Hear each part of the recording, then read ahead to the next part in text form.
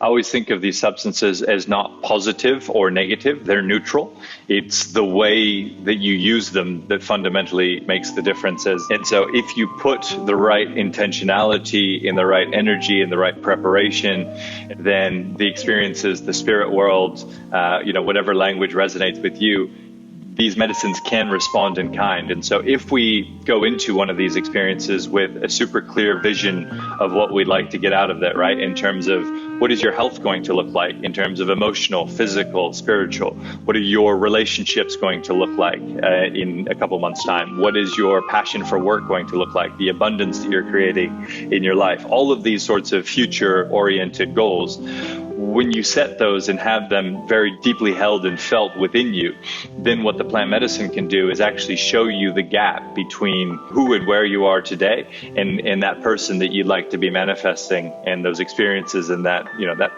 experience of life ultimately that you'd like to be manifesting into everyday experience.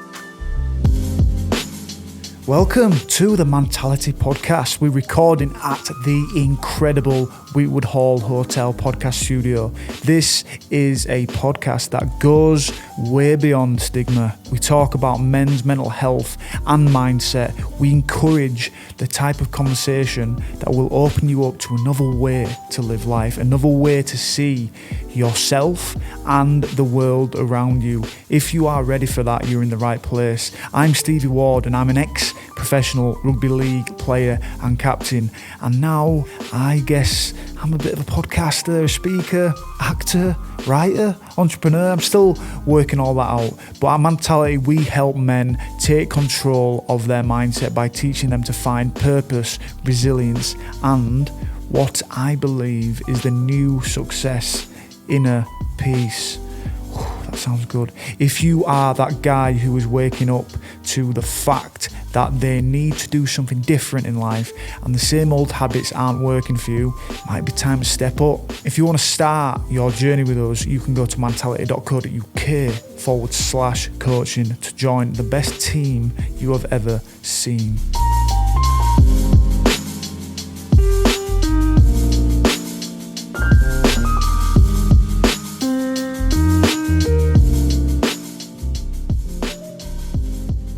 Okay, so welcome to the Mentality Podcast. Today we have got Johnathan DePotter and Manesh Girn. Johnathan is the founder of Behold Retreats, a bespoke wellness service that facilitates journeys of self-discovery and transformation supported by scientifically proven benefits of plant medicine therapy. Johnathan is passionate about raising awareness on the benefits of plant medicine therapy and its potential to improve well-being and mental health. This has led him to launch Behold Retreats in 2020, providing curated programs incorporating a plant medicine retreat in a safe, legal and highly supported setting. Johnathan spent his career working in strategy consulting with clients across Asia Pacific, defining and delivering digital transformation programs. After a number of years in New Zealand, Johnathan has moved to Hong Kong to work with Accenture and most recently worked in Bangkok as country manager for boutique consulting firm Capco. Johnathan felt that despite an objectively great life, good friends and career success, something intangible was missing. As a result, Johnathan took a sabbatical a year to travel through South America, where he attended his first ayahuasca plant medicine retreat in Peru. The retreat experience was transformational and has expanded the state of his consciousness. Johnathan was shown directly the mindsets and behaviours that were keeping him from reaching his potential. Manesh is currently a PhD student in neuroscience at McGill University and has been lead and co-author on over a dozen scientific publications and book chapters on topics including psychedelics, meditation, daydreaming, and the default mode network. He is currently conducting research on brain mechanisms underlying LSD, psilocybin, and DMT in collaboration with Dr. Robin Carhart-Harris and others from the Imperial College London Centre for Psychedelic Research. In his free time, he also runs a YouTube channel called the Psychedelic Scientist, where he discusses the latest findings in psychedelic science in an easy to understand but non-superficial form. Boom. There we go. That's some good intros. That's some really good intros. I'm really excited just from reading the full shebang there. Johnathan, we'll go to you first, mate. Tell me in a nutshell what sparked your interest into this world. Boy, I don't know if I've ever had such a long introduction in my life. I'm still blushing here, Stevie. Kept getting longer. But thank you. I almost feel like I should take a bow or something like that. For me, I guess it all really started after 5 pretty grueling years in Hong Kong. You know, I was like most expats in Hong Kong. I was working too hard. I was drinking too much. I was having a little too much fun on any time that was outside of work. And after just kind of 5 years on that treadmill, I was an atheist at the time, and I just felt like there must be more to life. And so I decided to take a year off, not really knowing what I was looking for. And as part of that, as you introed, I traveled through South America and wound up at a pretty eye-opening experience in Peru. Wow. And how old were you, Johnathan, when you decided to take that sabbatical? I was almost 33, just almost. Brilliant. And Manesh, mate, could you tell us a little bit about how you got into all this and what sparked your interest in? Yeah, for sure. Me, honestly, it came in my teens, around 16, 17. I was very interested in meditation still. I'm being a daily meditator for over 10 years. But I was really interested in reading a lot about Eastern spirituality and mysticism, and was really kind of enamored by the idea of kind of purifying and stilling the mind for deeper clarity and insight and enlightenment and all the rest. And I was really into that. And, you know, somehow my readings in Zen Buddhism and these different areas led me to learn more about psychedelics. And then, I discovered some books, for example, books by Stanislav Grof, the pioneering LSD psychiatrist, kind of describing his sessions with clients, with patients, and they're basically going through these experiences, these mystical experiences that, you know, usually were reserved for like hardcore meditators or yogis or, you know, people living in the Himalayas or something. And it seemed that these drugs were able to induce these states, pretty easily in people who, you know, pretty much had no business having those experiences, right?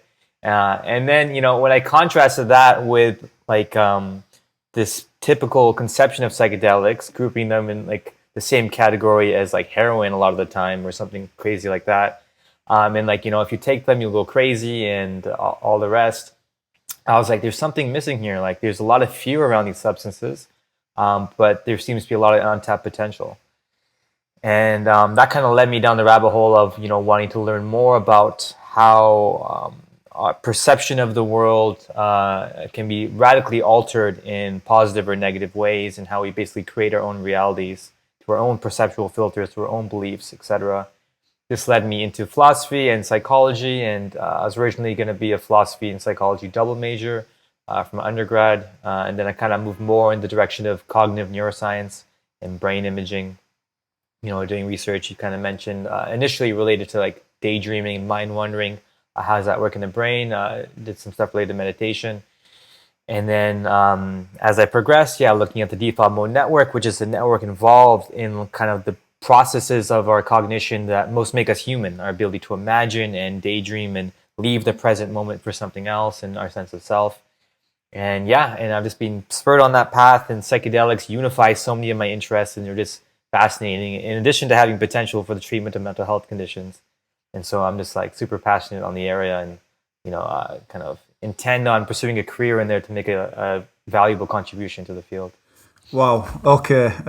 Chris, do you want to go into the questions and jump in with... I think a good maybe starting point, I think most people probably have a conception of what psychedelics are, but Manesh, is there like a specific technical definition, or could you list maybe the main psychedelics that you research in, or that are out there, just for anyone who maybe has no understanding? For sure. So like I would say the main classical psychedelics, as they're referred to, are LSD, psilocybin, which is the compound in magic mushrooms, and then DMT, which is the compound in ayahuasca. There's also mescaline, but mescaline actually works slightly different in the brain. And what unifies these drugs primarily is that they act mainly on the serotonin system in the brain. So they basically act as if they're serotonin and activate certain receptors. And in particular, they all activate the serotonin 2A receptor. which seems to be what mediates their psychedelic effects. And so you can say, like, technically, these drugs are all serotonin 2A agonist drugs. Okay, and so are they?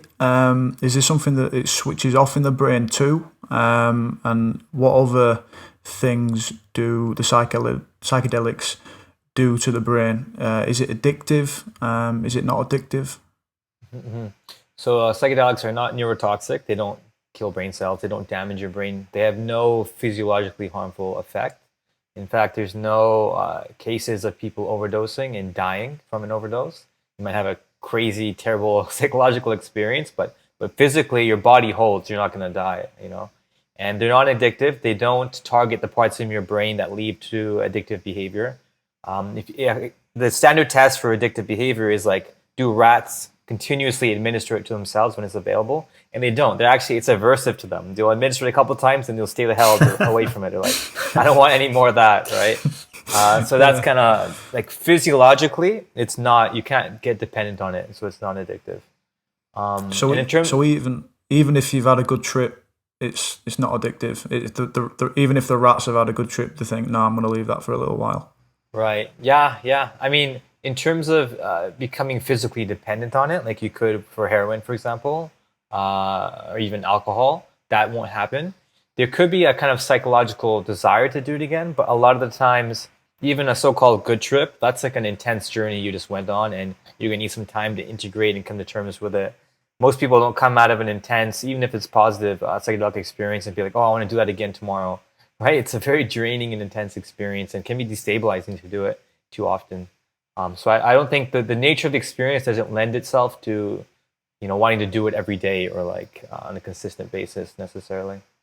Yeah, so I think we're sort of at a landscape at the minute where I think people are becoming a lot more open and people are definitely exploring a lot more and exploring different cultures in the world, different sort of landscapes of their mind, and at Mentality we're sort of very much into challenging men to be the best version of themselves, and this is why this conversation is really exciting for me, and I'd like to just go for you, Johnathan. So we sort of learned there about how it works on the serotonin receptors, how it's not addictive. What did it do for you in that time where you took a sabbatical and you felt like you needed to get off that treadmill, as you say? What is it that it did for you in your personal experience? Just to add to that question as well, Steve, and just to frame it a bit, Johnathan, when you mentioned Accenture and your journey, that doesn't seem like the typical route into this plant medicine world. So maybe could you, in answering Stevie's question, frame how and why your relationship about plant medicine, or even anything that was people might associate with woo-woo sort of stuff, or people are often quite dismissive of these things. Yeah, and I totally get that. And I think briefly I'll wind all the way back. So I grew up in Hawaii. I was in that environment. I grew up around a ton of substances. Most of my friends started smoking weed at like 10 or 11, LSD 13, 14 even. And I just saw all negativity from all of that sort of stuff growing up. So the narrative that we get fed in school in the US is just say no. And so what I saw happening around me kind of matched the narrative that we were given in school. In addition to that, I also came from really hippie parents. So they were super open-minded, super alternative in terms of, do whatever you want and, everything will be just fine sort of thinking. And I was just kind of like completely of the opposite mentality. And so I was pretty straight-laced, pretty rational, went down, the corporate consulting route, as I shared with you before. And so it's been and an atheistic route as well. So it's been a relatively humbling return to recognize and acknowledge that actually there was quite a few things that my parents had right and quite a few things that I had quite wrong for the majority of my adulthood. And so, I guess for me personally, I reached a point where it just felt like there must be more. And I couldn't put words to it. There was just this deeper feeling that it cannot be that the purpose of life is to chase that next promotion, to chase that next girl, to chase that next client, to chase that next sales deal. It just didn't feel right. And I remember looking at myself in the mirror and just thinking that there fundamentally must be more out there. And so, for me, I guess what plant medicine has really helped me with is, number one, to uncover repressed childhood trauma. I think of the clients that we work with, generally speaking, I would say that 70%, 80% of clients that we work with generally either know about early childhood trauma experiences, or they're repressed, and then they come to uncover them as they go deeper into this work. And those repressed or suppressed or early childhood challenging experiences generally are manifesting in your everyday character. So for me personally, it was frustration, it was impatience, sometimes even quick to anger. And sometimes I would, come out of these experiences and kind of look at myself in the mirror and go, like, where did that come from? And I couldn't really understand why I was so quick to these limiting character traits. And they were limiting for me.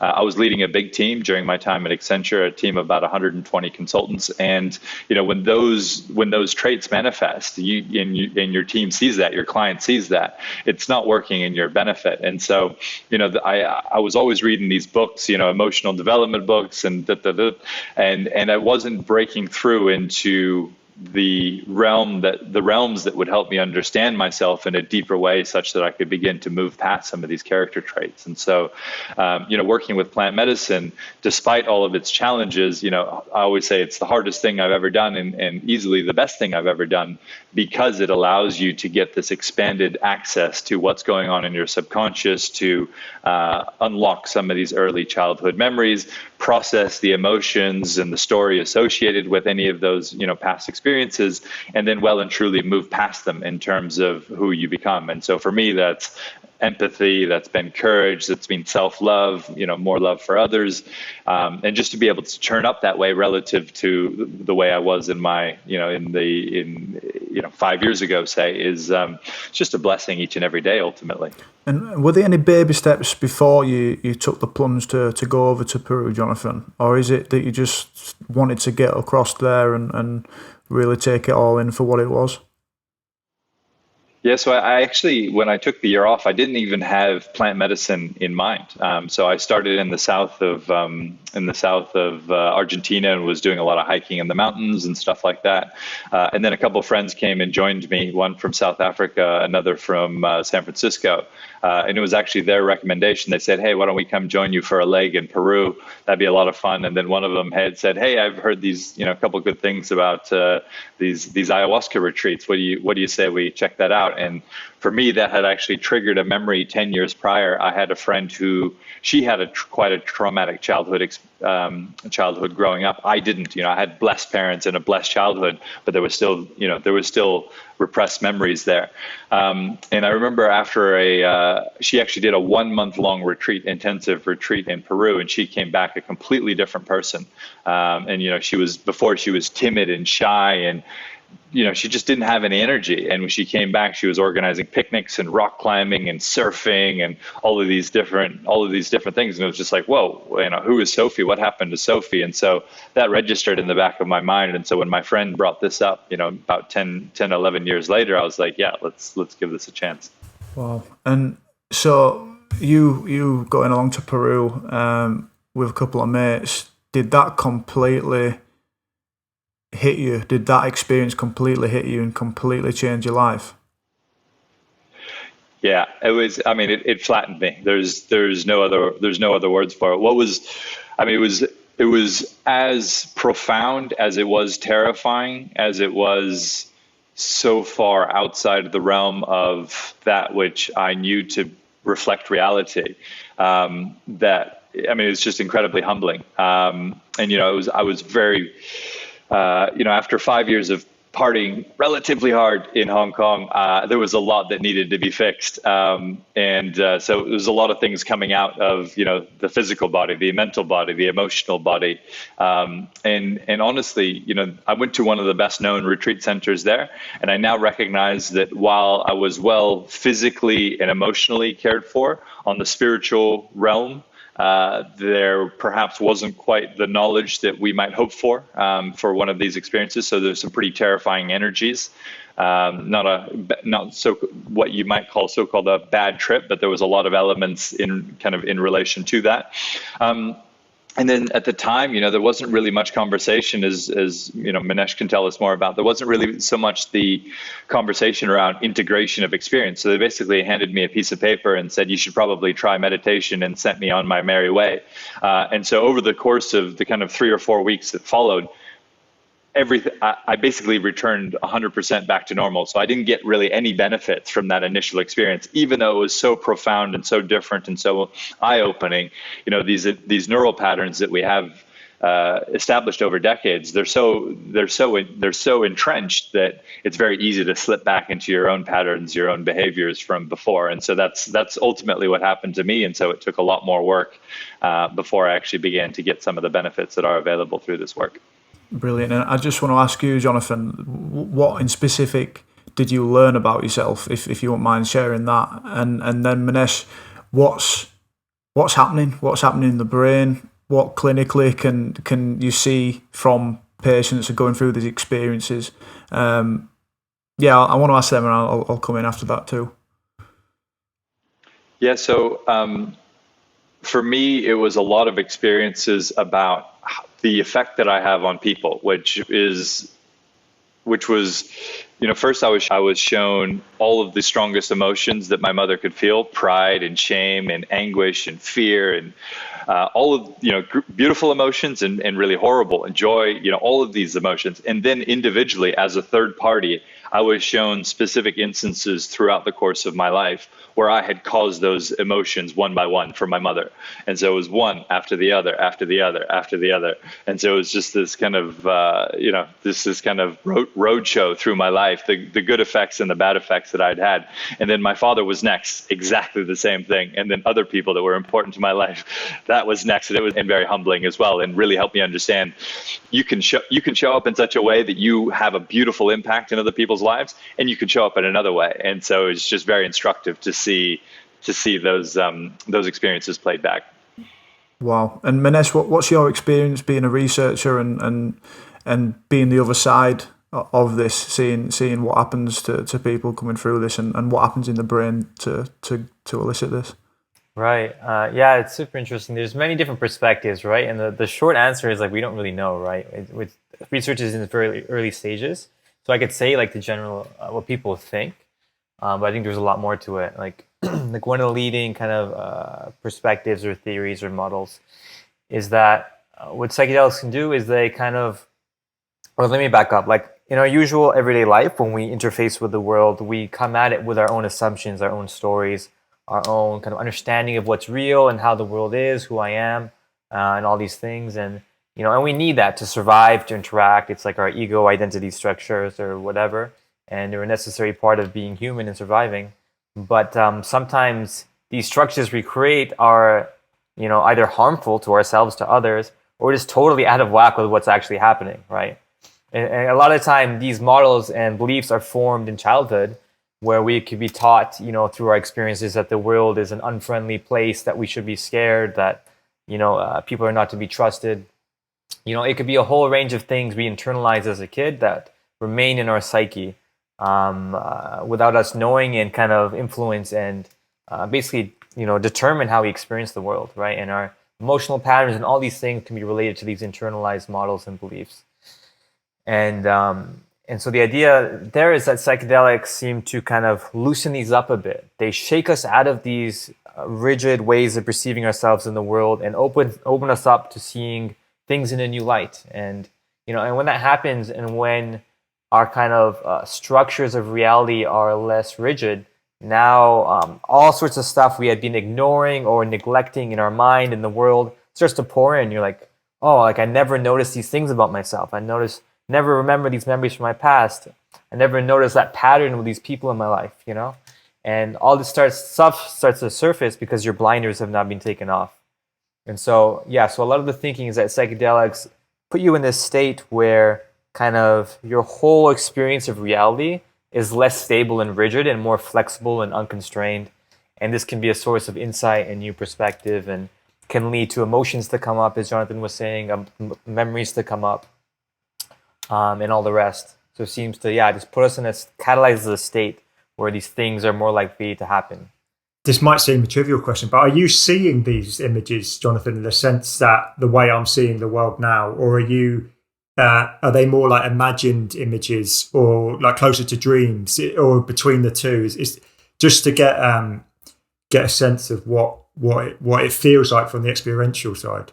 Yeah, and often people describe these experiences as more real than reality itself. And so in this case, I was actually watching myself from the third person. So it was almost like, it's almost like you're watching yourself up on stage performing the act of life, and to be sitting there and kind of, back in the audience watching yourself up on stage is an opportunity that not many people, in normal waking life anyway, it's not an opportunity that many people have. And so it really does just, as Manesh says, it really provides a different lens and perspective of reality, because we don't generally get to see ourselves from that perspective. And this is a question, I guess, from Manesh as well, but is that, I guess some people will be saying that sounds like a hallucination and there isn't any reality or truth to it. It's just you're taking a drug and you're hallucinating. And this isn't my opinion, but perhaps that might be something people feel like. And they might say, oh, the similar things people have. They're like, well, they've heard these things before, and that's why they've come to it with an expectation of having experiences from their childhood and meeting entities, and that's why they do it. Is that anything you can shed light on, Manesh? Yeah. I mean, it's a good point, right? Because in a sense that, our beliefs and such and expectations do structure the experience. That's like a hallmark of psychedelics, is that they're so dependent on the context that you take them. Take either the internal context in terms of your beliefs, expectations, mindset, etc., and the external context in terms of the environment that you're in. But I think at the same time, there are aspects of the experience that seem to be almost independent of your expectations. It's like you can have particular expectations and beliefs, but the way they manifest might be similar across people. And a lot of the times, for example, somebody will go in wanting to have a good time and then have all these uncomfortable memories come up, and they're like, shit, I'm at a party, I don't want to deal with this right now. But, and then they go into a bad trip because they're resisting what's happening. And so I think there are certain aspects of the experience that are invariant, that are consistent across people. And I do believe, having vivid recalls of memories and stuff like this is one of those things. And I should say that, there's this mischaracterization of psychedelics that, you'll take them and you'll all of a sudden start seeing things in the world that aren't there at all. And, you're in this hallucinated reality. That's not going to happen unless you took way too much of the drug or something like this. It's like that. Those are very, very rare cases. Most of the time, you'll either see things that are in your environment kind of transfigured or changed, or you have your eyes closed, and that's when you really go into the visions, or it's dark. In ayahuasca, often it's dark, or your eyes are closed, and then you go into these basically dreamlike states where you're remembering memories and kind of exploring your psyche, and it's almost in a visual dreamlike way, right? And then in that case, you could say they're just hallucinations, but they seem to be very personally related and charged with emotion, and they seem to you to be real. It's like, how could you doubt those, right? And even if recalling memories from your childhood was a result of expectation or belief, it's profoundly therapeutic and helpful. So like whether it is or not is almost irrelevant, right? Yeah, I guess in a sense, the way you described it earlier is actually, it's more of a hallucination to live your life with these repressed, with these expectations you've got from childhood, and you see things through a certain lens. And that, in a sense, this is shaking you out of that hallucination by putting you through these experiences that you need to probably go through on a personal level. Yeah, totally. I think it comes down to like, how close are you to reality as it's happening, right? And we can get so lost in our mental structures that we're so distant. And psychedelics can alert us to that sometimes. So it's totally that. And yeah, it's like, I think life is almost always a mass hallucination that we're going through, but it can be more or less healthy, right? And yeah. It's just Albert Einstein said life is or reality is an illusion, albeit a very persistent one. So I guess you just interchanging the hallucinations, the illusions. I won't go too deep, but I just want to add into that, and I think there's probably some overlap to talk about when it comes to mindfulness and meditation. There's a lot of things flooding in to me to raise and to sort of same. I'll keep making more notes. We'll never get on the ball, but yeah. No, I know, and it just. I was going about life the other day, and it's almost like, I don't know if this is going too deep, but we'll see where we go. There's that phrase, or there's that sort of statement that people say is, I can't live with myself. And it's almost like you're talking there, Manesh, about the ego, and sometimes the beliefs, the stories, the thought patterns that they're in can be sometimes harmful. It can sort of cause pain. It can cause people to be stuck, because that's basically their reality, as we're saying. Like, they're in a framework of things that you've alluded to there, Johnathan, that you're growing up, you're sort of going through these emotional patterns, these experiences, and then, to keep us alive and how we interact with the world, your ego's there to make sure that we can get on and to keep us safe, to keep us to keep us safe, I guess, and alive. But it sort of relates to meditation, because I think one of the big reasons for why I meditate is to drop away from and keep dropping away from the story of life or the life situation that you're in.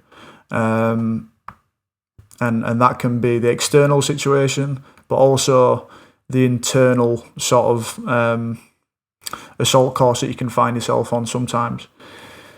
And I remember reading Michael Pollan book and just thinking about that framework and those belief structures being ski slopes and the tracks that you'd leave is on a ski slope. He talks about taking psychedelics is like shaking the snow globe, and that snow filling in those tracks, those patterns, if you relate to being neural pathway, in order for you to build new ones or to create a new self, or an adapted self. So that going back to that earlier thing that we said, or I said about not living with myself, are you sort of looking at altering that self, bringing in more perception, bringing in more experiences, changing the lens of how you look at the world? Is that what we're looking at with psychedelics? And where are we at after that big rant? Where are we at with the research for what's going on in the world? What's the psychedelic revolution? What's the current psychedelic revolution in terms of treatment and research too?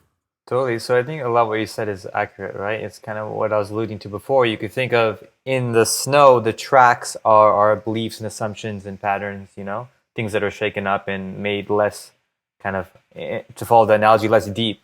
We're less likely to go into there.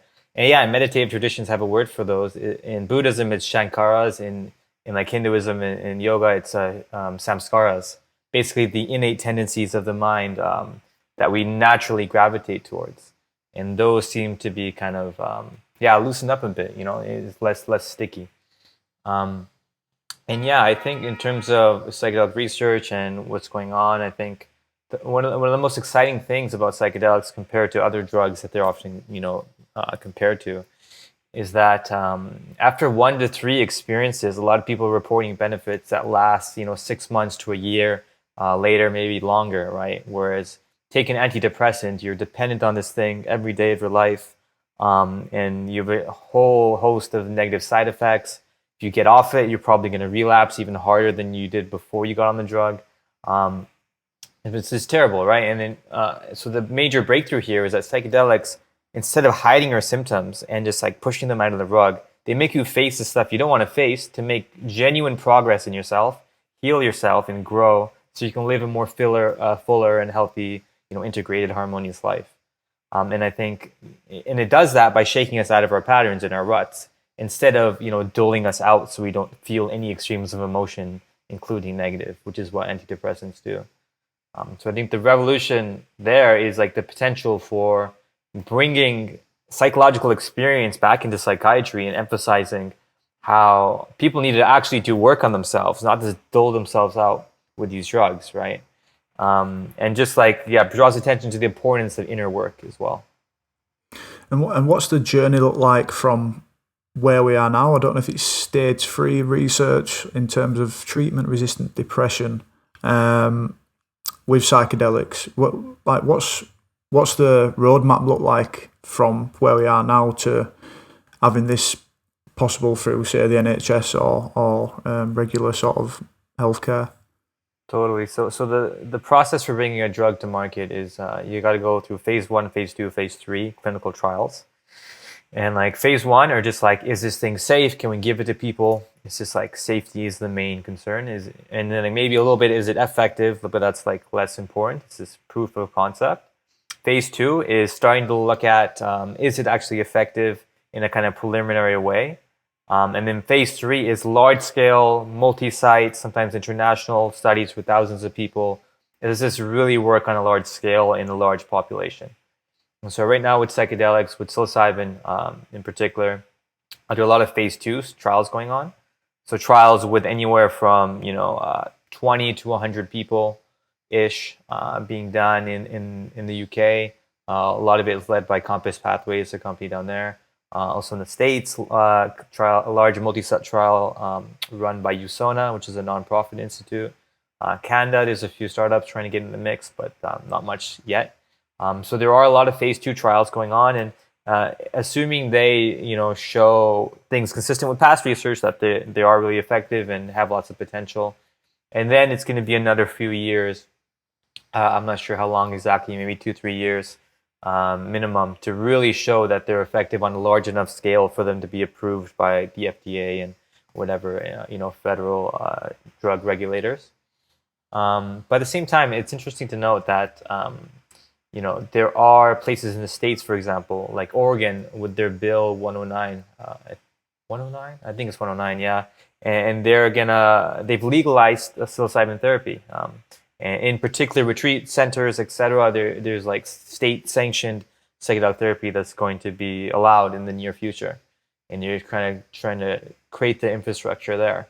And so it seems to be, even prior to the psychiatrists having access to it, there are going to be different pockets in North America and perhaps Europe. There's already the Netherlands in Europe, but where people can take it legally, before the 3 years of research that's required. And so... yeah, there's a lot more to say there, and obviously places like Jamaica and other places are legal. Psilocybin is legal, and you can just go there and do a retreat if you want to at any point. And presumably that's where Johnathan, are you trying to fill that gap as well? With that you mentioned, if you want to jump back to the first time you did it, you said there was no like aftercare, or you didn't really get what you needed after, and I guess the framework Manesh is talking about is how we could put that whole thing in a consistent framework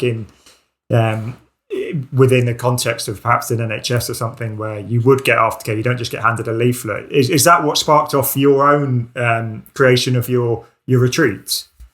Yeah, for me, there's a couple extra dynamics that I'll throw into the conversation. So I think a lot of the predominant narrative in relation to psychedelics from a research perspective is about treatment, right? So what we've done with the current mental health paradigm is we've set this kind of subjective bar at this level.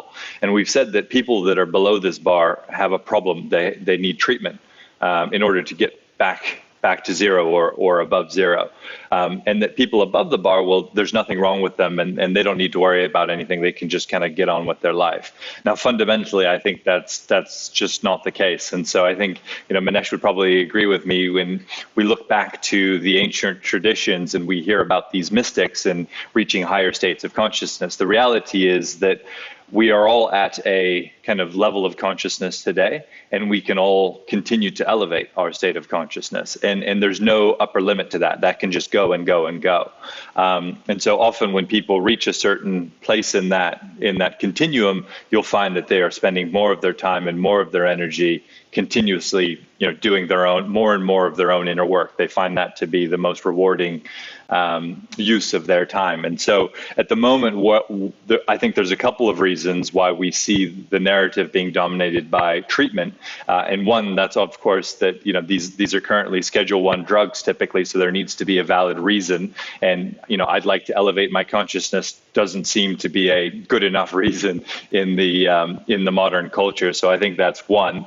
And then I think two, the other dynamic is, that obviously in the West, we have a little bit of a different paradigm, right? So when we speak about these clinical trials, what we're actually talking about is not psilocybin, we're talking about synthetic psilocybin, which is, the isolated compound in the synthetic form. Whereas what we're working with generally with Behold Retreats is plant medicine. So we're actually using the natural compounds like, psilocybin mushrooms or ayahuasca, which has something like 463 compounds in it, which doesn't really fit the Western medical model. So when it comes to the motivation for Behold Retreats, there's a couple of different components and motivations behind that. One is predominantly to work with people who are already doing well, that want to be doing even better, as opposed to the people who are really struggling in life. So we don't really accept like acute depression or addictions or stuff like, the people who are really struggling in life. Those are not necessarily our clientele.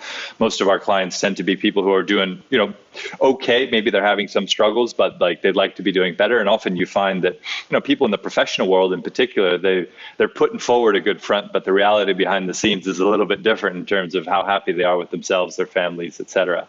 The second dynamic is really guiding people towards these natural substances, right? I think in the West, we have this natural tendency to try to isolate out that single compound. We want to patent it. We want to control it. We want to put it through a manufacturing process. And okay, that, maybe there's a time and a place for that, but I actually think that there's a lot of benefits for these substances naturally. And so trying to, encourage more and more people to connect back to these natural plants and substances. And then finally, yes, absolutely providing the right container for this work, because just going on a retreat, you're going to have your head blown off or the doors blown off of the hinges.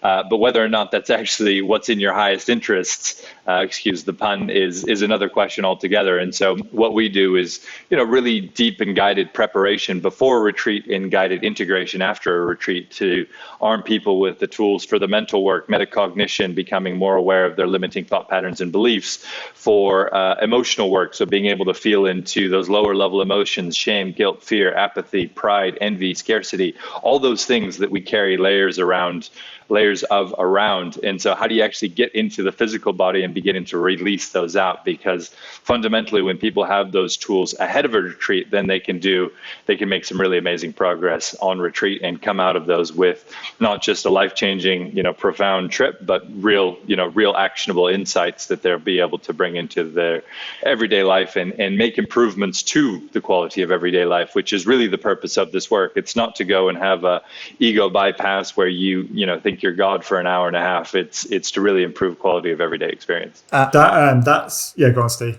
I was just going to say on the back of that, mate. What maybe Johnathan, you could talk about what a journey, when you're taking people on this journey, looks like, and then Manesh, if you can talk about some of the stuff which you need to keep in mind when you're actually dealing with these drugs, because we put a big sort of disclaimer in here that they can, as we've said, Johnathan's mentioned it there and put a bit of a metaphor in there that it can blow your head off, but it can sort of, if not used rightly, if not used correctly, they can really sort of, I guess, destabilize you or sort of bring on a challenging bad trip. So could you just talk about how you journey with people, Johnathan, and how you go through that process, and then Manesh, if you could talk about what to keep in mind in terms of setting and all the other things that you need to consider. Yeah, sure. And just to build on what you were saying there, Stevie, I think absolutely. I always think of these I always think of these substances as not positive or negative. They're neutral. It's the way that you use them that fundamentally makes the difference, as Manesh was saying before. And so if you put the right intentionality in the right energy in the right preparation and really treat these experiences as sacred, then the experiences, the spirit world, whatever language resonates with you, these medicines can respond in kind. And so if we go into one of these experiences with a super clear vision of what we'd like to get out of that, right? In terms of, we always encourage our clients to get clear on what is your health going to look like in terms of emotional, physical, spiritual? What are your relationships going to look like in a couple months' time? What is your passion for work going to look like? The abundance that you're creating in your life? All of these sorts of future-oriented goals. When you set those and have them very deeply held and felt within you, then what the plant medicine can do is actually show you the gap between who and where you are today and that person that you'd like to be manifesting, and those experiences and that experience of life ultimately that you'd like to be manifesting into everyday experience. So in terms of, not to repeat myself, but what we do is, to coach people one-to-one or in a group setting, to really help them understand where they're at mentally and emotionally, and begin to see that they are not their thoughts, that they can come to watch their thoughts and thank their thoughts for the defense mechanisms that they represent often, which is, oh, you can't do this or you shouldn't do that, and that those are just fundamentally limiting beliefs, and that they can be dropped with time and with energy and with metacognition processes, and also that emotions can be released out of the body. And so when people get when they get these tools, when they finally click and they start to be able to have breakthroughs and shifts, then that's very powerful. And as much as possible, what we're trying to do in those 3 weeks before a retreat is to provide people as many of those shifts as possible, because these experiences amplify. So the more of the lower level emotions there are, the more of those that are going to be amplified in the experience. So the more we can release ahead of the time, then the better ceremonies we're going to have on retreat, the better time they're going to have, the more breakthroughs they're going to have, and their win, our win, everyone wins. So that's really what we're trying to do with people. And then on the other end, if you say if you discover some repressed childhood memories, it's very common for people to kind of want to go and maybe even confront their parents and say, hey, when I was 5 years old, you said these things to me, and it's really limited my growth and development. And maybe that's the right thing, but foremost, we always make sure that our clients integrate these experiences and those feelings into their own character first. So take a couple of weeks, integrate that experience into your own being. And then after 3 weeks, if you still want to go tell mom how you feel about something she said when you were 5 years old, then you're doing it from a different place than, just coming out of the retreat experience itself. So it's a very guided process to try to help people integrate all of that into their own experience, and then integrate it into their outer experience in the family life, etc. After that. Amazing. And Manesh, could you just talk about some of the stuff to consider when dealing with these psychedelic drugs? Yeah, for sure. And yeah, kind of as Johnathan alluded to, like the context in which you have the experience is so important, and as important as the drug itself, right? And as you kind of mentioned, Stevie, it's like it's often discussed in terms of set and setting, where set kind of corresponds to your mindset. So what is your intention? What are you going into this experience expecting or wanting? What beliefs do you have around what's possible and what these drugs can do? And also, how do you currently feel mentally and kind of physically?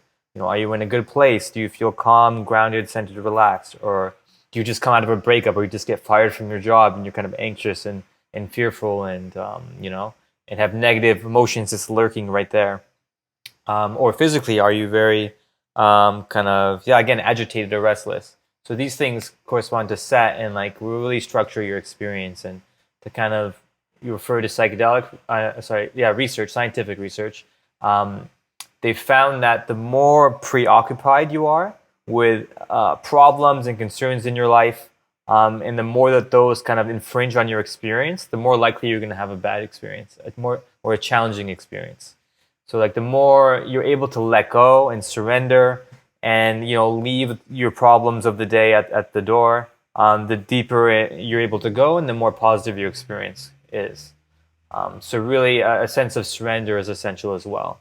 Like have an intention, but don't be attached to how it pans out, is essentially how a lot of people say it.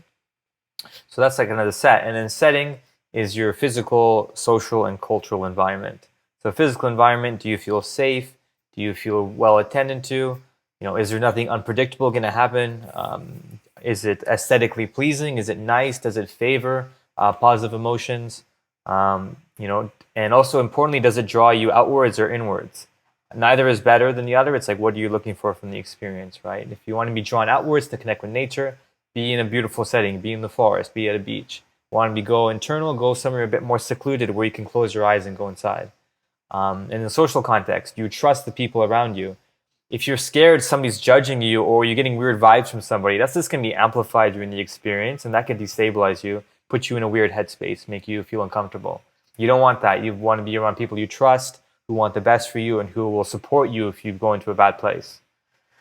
And then culturally, this is kind of intertwined with set, but it's like, what's the expectations for what you're going to be doing and what's going to happen? What's real? What's possible? How are you, like, for example, are you bringing the culture of kind of scientific materialism and, spiritual stuff is woo and it's all just, matter? Or are you allowing yourself to, angels are real and entities are real and, all this kinds of stuff. There are extremes you can go to. And I think that'll, influence your experience as well. You might have an experience of angels if you're open to it. Whereas you might have a more earthy, materialistic, nature experience or earth experience if you're not open to those kinds of things, right? And again, neither is better or worse necessarily. It's like what flies for you. And you can argue each plays a similar function. It's just dressed in different, garb to whatever people prefer. So I think, in tandem, all those things really make a big influence on the experience. And this is why people are scared of psychedelics, because they heard their friend who kind of had this crazy, anxious experience and thought they went crazy. But chances are they didn't do it responsibly with these things taken into account, right? And you can go from, your experience can be either of heaven or of hell, as like, Aldous Huxley said, and it really depends on how you approach it. Can I ask a specific question around?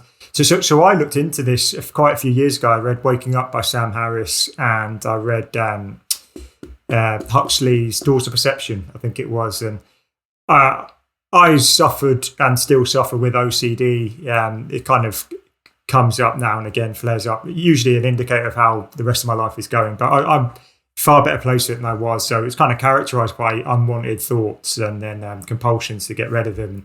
I was in a really bad place, and I looked at this as one of the ways of the metaphor we were using earlier, as trying to get rid of those pathways or make them less strong. The snow globe metaphor.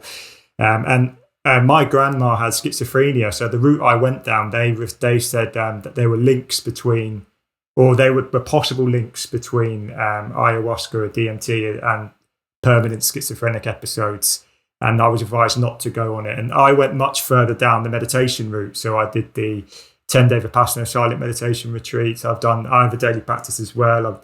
I've done some other day retreats, and I've gone down that route, which obviously is a far slower route, but with the same goal. Is I wanted to try and overcome some of these negative mental patterns. So the two questions, I guess, is the link between schizophrenia, is that a real link? And two, can meditation get you the same benefits? I mean, it has got me benefits, but not the complete instant transformation that these plant experiences can get you. But meditation has actually transformed my internal world for the better, but it just took a long period of time. Yeah. In terms of the schizophrenia thing, I mean, there is a risk that it can, if you're kind of already predisposed to schizophrenia and you might have an episode of psychosis in your life, it could speed that up. But again, like, I think there's a lot of fear around it in the psychedelic circles, because right now, the research is even it's in a particularly precarious stage, where it's like, we don't want one crazy experience to ruin everything, right? Yeah. So it's like, I think in the future, they might be open to treating people with schizophrenia with psychedelics, maybe in smaller doses. And I've talked to people who are therapists and practitioners who have explored that just in their own research. and think something is there, but like people haven't tried it yet, so it's really unclear what can go on there. Because when you're in a psychotic break, kind of the world structures are kind of dissolving and they're unreliable, and you don't trust in them.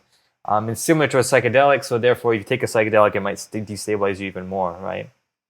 But like, for example, in kind of a chronic psychosis, people restabilize, but now into some crazy delusions that, don't map onto reality. And maybe people in a chronic psychosis might be able to use psychedelics to snap out of their delusions. That's the idea, but it's a high risk territory, right? And we need more work. And then the other question, I'm drawing a blank. Can you remind me? Around meditation, getting you to the same realizations, and the overlap. Like you mentioned, you were initially interested in kind of Eastern philosophy, and when you mentioned Sankara, it just brought me back to that retreat. And I found that really powerful, that a lot of these things were almost stored physically. I don't know if you could talk on the science of that, and that when I let my mind stop being distracted, they bubbled up and I had to kind of go through and feel it. And then afterwards, a lot of those things never affected me as much since. So could you, again, I've kind of asked two questions there, but can you get to the same sort of realizations with meditation and plant therapy, and perhaps the specifics of the physical side of emotions being stored? Yeah, it's really interesting. Obviously, this is a very deep topic, and I can't give it any definitive answer. But I think the overlap there is like, one of the things psychedelics do is they reduce your ego defenses, right? They make your ego more flexible and less rigid, and therefore it makes more space for things to come up. And then in meditation, what you're doing is you're basically cultivating a distance between yourself and your thoughts to give more space for stuff to arise, right? And this is what allows trapped emotions and sometimes memories and things come up while you're in meditation. So in that way, it's very similar in the sense of creating more space in your psyche and for things to come up that need to come up. But at the same time, I think, of course, psychedelics really expedite the process in the moment, and can perhaps more easily take you to really deep states. For example, I'm not sure if how possible it is to meditate yourself into an entity kind of experience.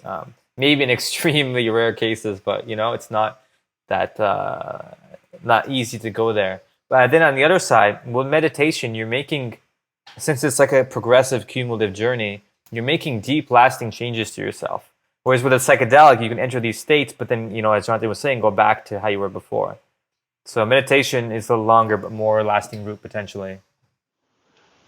You took the words literally out of my mouth there, Manesh. Shortly after my first ayahuasca retreat, where everything returned to normal, I went on my first Vipassana retreat, and sample size 1 here, but I definitely got more lasting benefits out of my Vipassana retreat than I did out of my first ayahuasca retreat, and I think that's reflected. The reality is I know so many people who have been doing this ayahuasca stuff for decades, and their lives are still not that good. They still got they still don't believe in themselves. They still got horrible relationships, and their lives around them are just kind of a disaster. So again, it's just to emphasize that it's not necessarily, yes, absolutely, these plant medicines, these psychedelics can occasion really profound states, but unless you're coupling that with the mental and the emotional work that you're doing yourself, it doesn't necessarily land you in a better place. It's really, I think meditation as a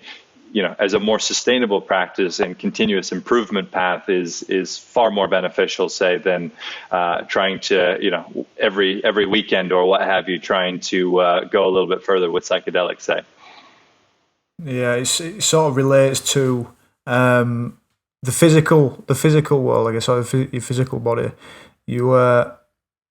And this is something that we put in within our memberships, Evolve membership, and it's all trying to helping people implement habits more, meditation habits, gratitude habits, and doing those and compounding these mental workouts, if you like, to make us all feel better in the world and make us a little bit more resilient in life. And that's sort of the training to do with the mental side of it. But I guess in the physical way too. You'd be going to the gym 3 times a week, 4 times a week, as opposed to just thinking that you're going to do one Ironman and everything to be sorted. You know, it's I think you've got to realise that it's there's a lot of context around it and practice and training to do when you want it to become a better version of yourself. And I think these sort of pyrotechnics or fireworks of the psychedelic world, you know, I imagine that they sort of can help propel you a little bit on that path that you wanted to go on already, of the intentions, I guess, that you wanted to go on already. And I guess this is a good question to ask off the back of that. So the microdosing, that's sort of a bit of a little more sustained, easier practice of psychedelics. Could you talk a little bit about microdosing? Is it something that you do, Johnathan? And Manesh, what's the crack with that?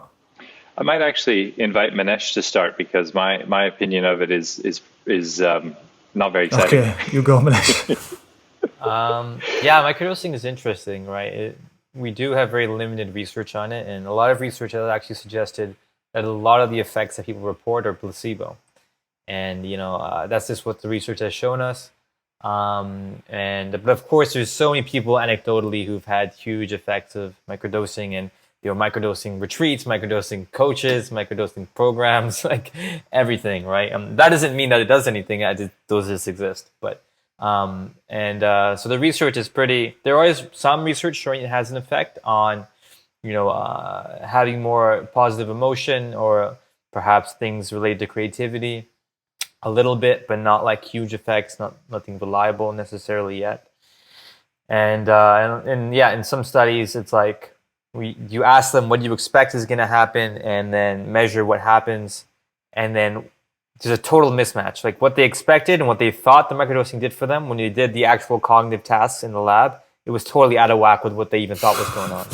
So like people, and that just shows that people don't have good introspection on what's going on for them, right?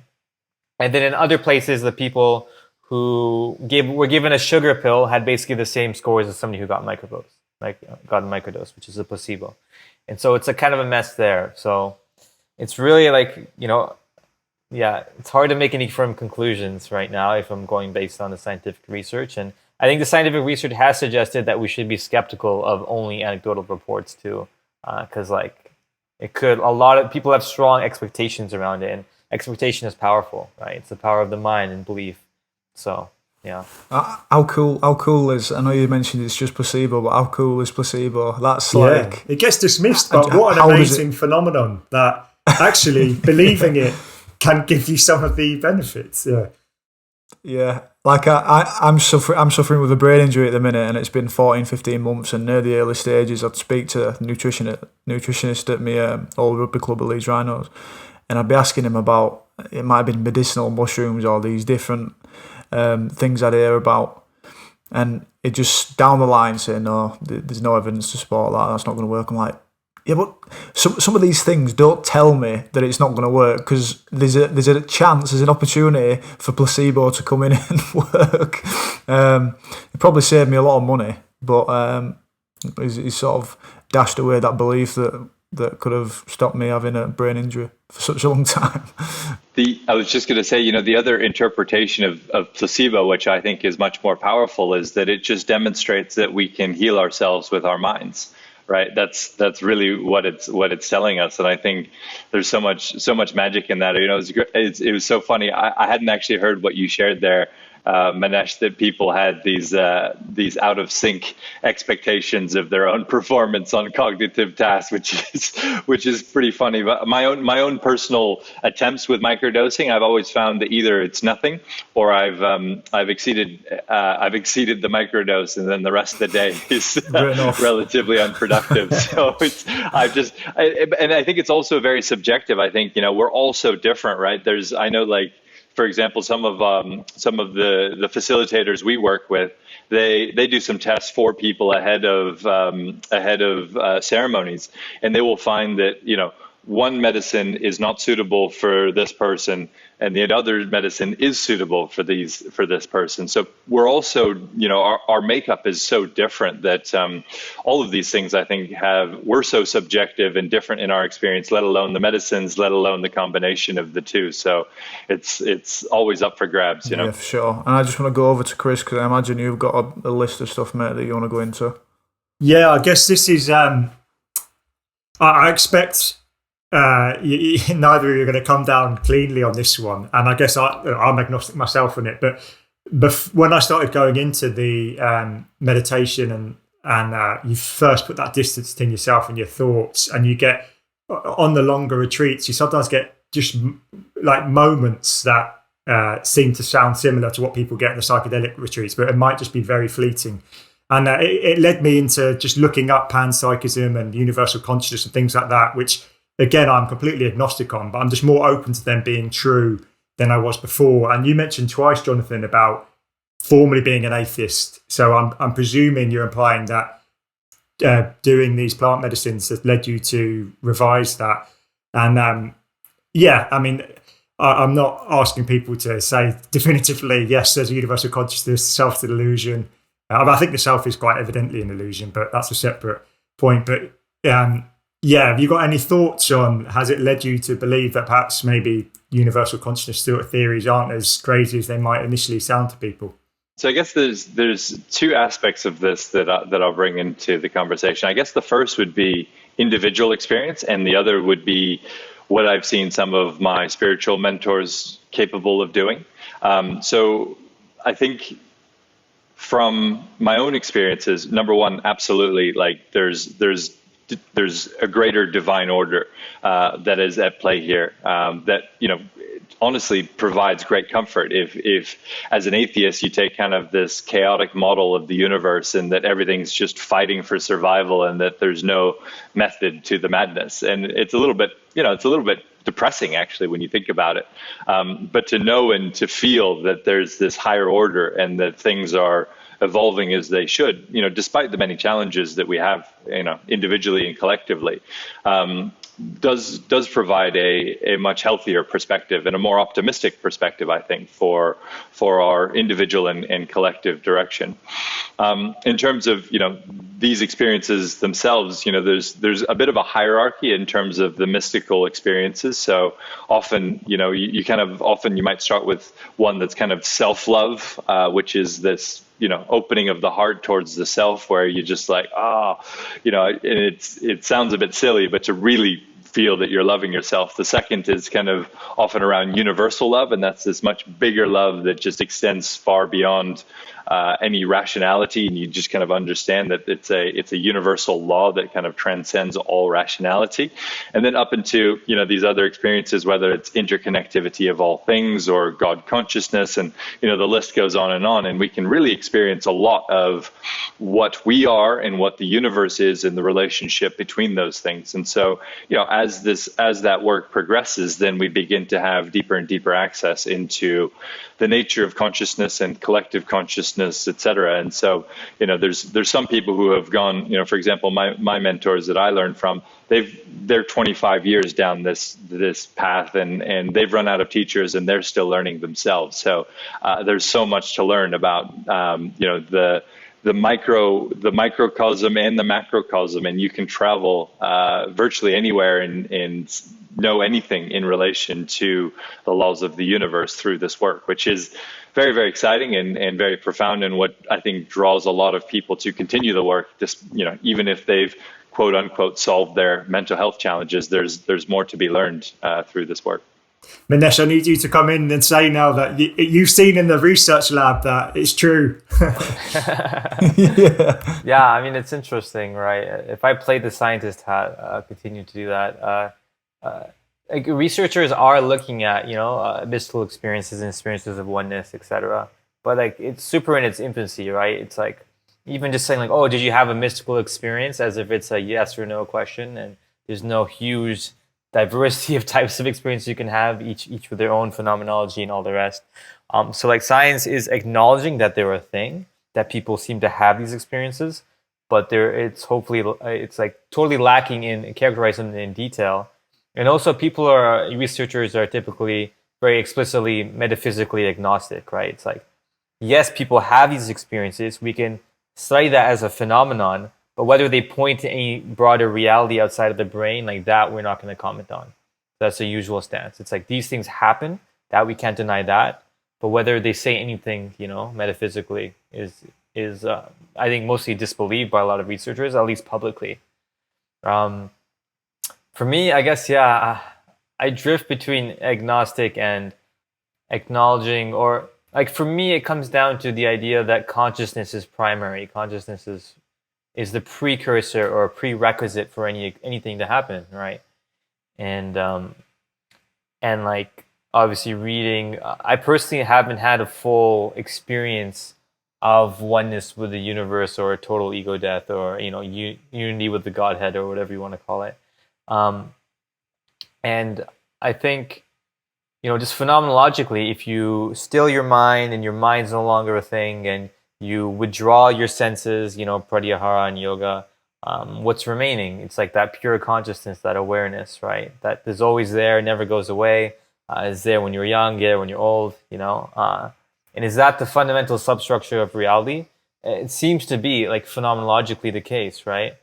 So I would say from that standpoint, I do view that as the fundamental reality that's always there. That's the only constant, that is truly there, is the fact that there's a field of experience or field of consciousness, of awareness, in which things seem to occur, So I think in that sense, you can unite that idea of preconsciousness with God or divine intelligence, because if that's the fundamental reality, then it seems that all material creation and experience and dynamism in material reality comes out of that. It's a secondary kind of feature of that, and whether it's distinct or not, or just a fluctuation or wave or ripple within that, we can't be entirely sure, but that's where my thinking goes. And I think a lot of this stuff is where the mind and our conceptualizations break down, and we go into the intuitive realms of consciousness, which are, not based in discursive, discriminating intellect, and therefore we can't really talk about them. You can only experience them.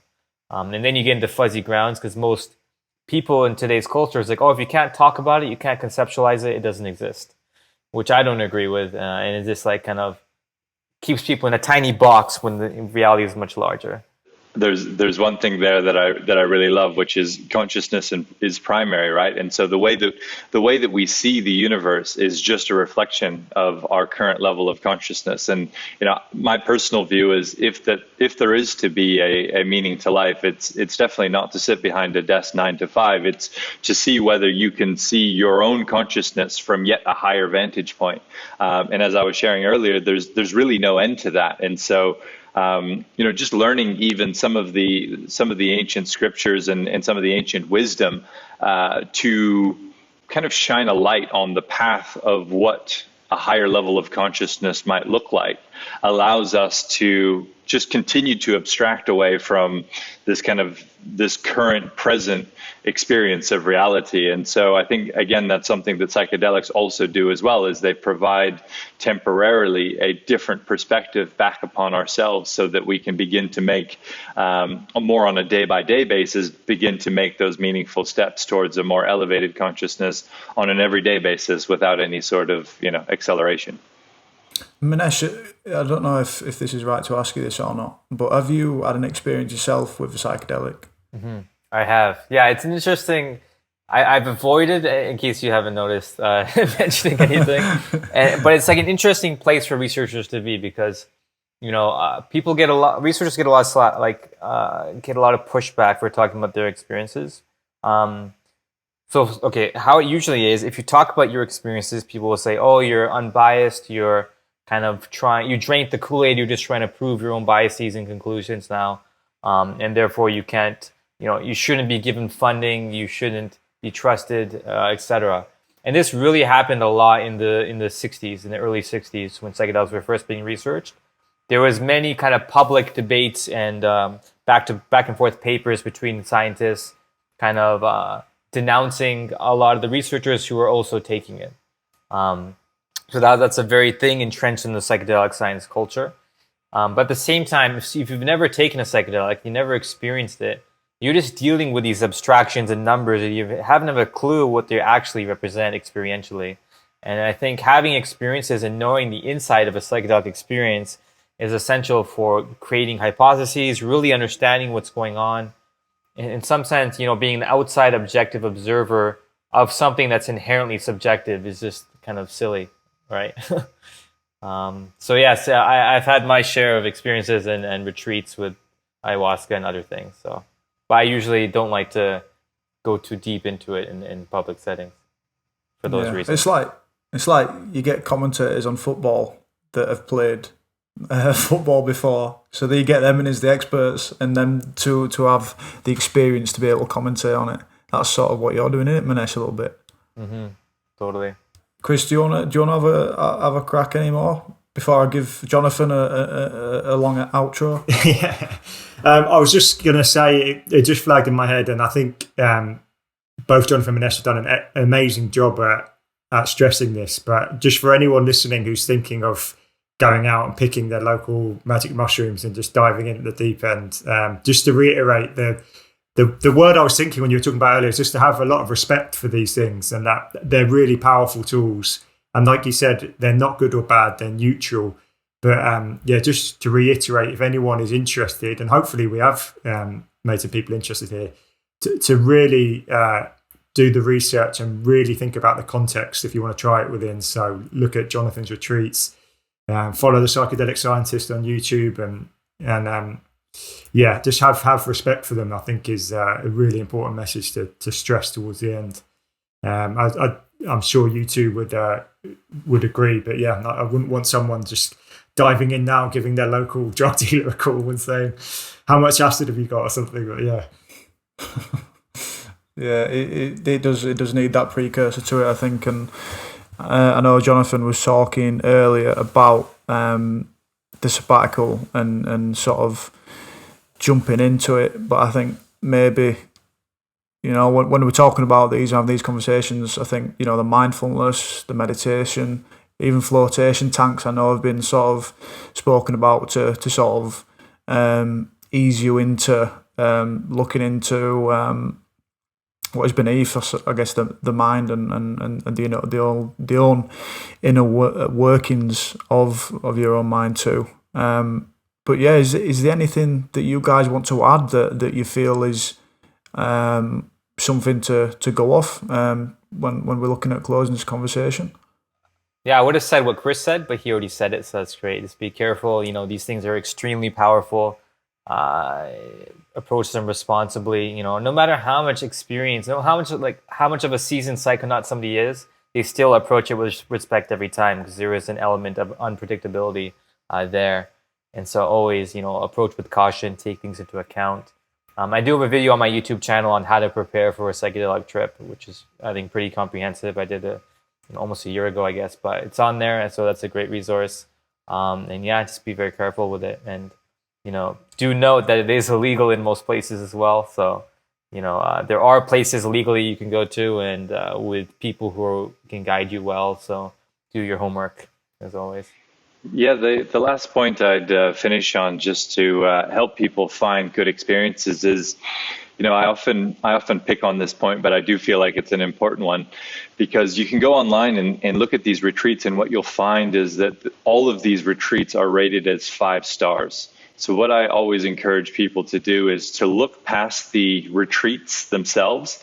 What you're actually looking for is people who've made substantial improvements to the quality of their life, and generally over a period of time, rather than, I had a really great ayahuasca retreat. And it's like, yeah, that's okay. That's fine. There's nothing wrong with that. That's what we're looking for, definitely. But that's not actually what we're looking for at the same time. What we're looking for is improvements to the quality of everyday life. So I always say to people, if we're not the right place for you, then, we always tell our clients, like, look, we're probably not the right place for you.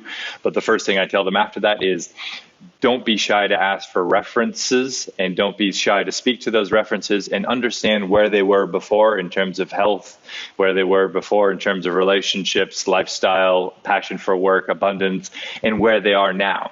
And you should be hearing and seeing and feeling that they've had a real transition, because what's super common, I feel, is that people say, oh yeah, I've had this life-changing experience. And then when you look at it objectively, they haven't actually made any improvements to their life. They haven't made any changes to their life. And so that's really what I would encourage people to think about, is like each of these experiences, as you said, Chris, as you said, Manesh, that really should be respected.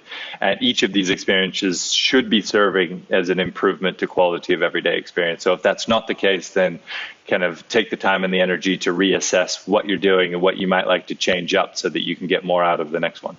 I think those are both really great points, and yeah, I think looking at the framing of the whole situation and the actual long-lasting effects of it is really important, I guess, when looking at these.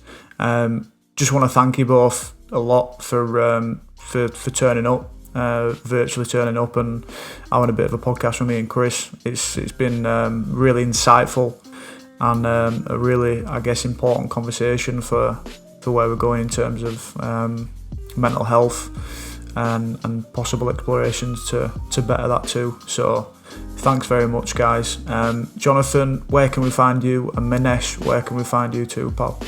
Yeah, you can find us on Behold Retreats or at Behold_retreats on Instagram. And if you're up for a game changer, let us know, and we'll see if we can be of service. Cheers. And Manesh? And me, for my YouTube channel, you can find me on YouTube, The Psychedelic Scientist. I'm also active on Instagram under The Psychedelic Scientist as well. And my personal Twitter is at mgirnneuro. So at MGIRNNEURO, mgirnneuro. Yeah. Amazing. And Chris, where can we find you? At CP O'Connor 87. Yeah. Have you got all, Chris, to No, just say thanks. It's an incredibly interesting topic, and it's really, I feel very lucky to speak to people who have expertise in it. So yeah, thanks to both of you. And I think it'd be great to get back in touch in a few years and maybe see what the state of play is with research and things like that. So yeah, thank you. Cheers, guys. Thank you. Thank you. Cheers.